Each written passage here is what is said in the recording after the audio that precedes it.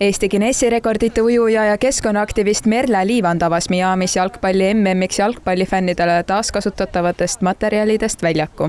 See oli unikaalne sinine väljak, kus vutti mängides sai palli lajatada taaskasutatud kalavõrkudest jalgpalliväravatesse. Fännid võtsid väljaku soojalt vastu ning selle eesmärk oli harida sadu tuhandeid inimesi plastreostuse ja jätkusuutliku elustiili teemal. Oli ka tähtis, et tooksime tähelepanu, et kuidas läbi kunstilise taaskasutatud väljaku saab ehitada spordifänne ja ma arvan, et kuna viimased numbrid näitavad, et 236 miljonit jälgijat meie Team Oceanit jälgis, et see mõju on olnud tohutu. Fännid on targemad, mida nemad iga päeva elus saavad teha, et päästa ookeaneid ja linnale tõi see 2,55 miljonit majandustulu, et Team Ocean on oma eesmärgi tõesti väga täitnud.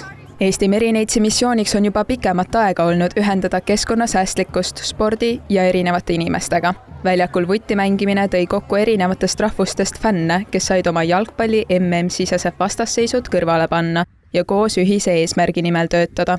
Inimesed, kes võib-olla ei mõelnud enne ookeanist või inimesed, kes ainult mõtlesid oma jalgpallist, et nad avasid, nad õppisid tundma, mis on Eesti, mis on erinevad riigid, kes mängisid omavahel sõprust.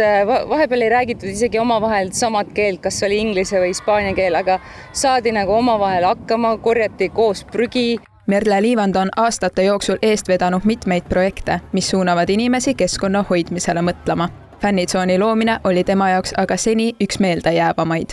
See, kuidas fännid omavahel nagu selle asemel, et üksteisele näpuga näidata, selle asemel nad üksteist hakkasid armastama ja lahendusi otsima ja üksteist inspireerima, et ka staadionitel prügi ära korjata.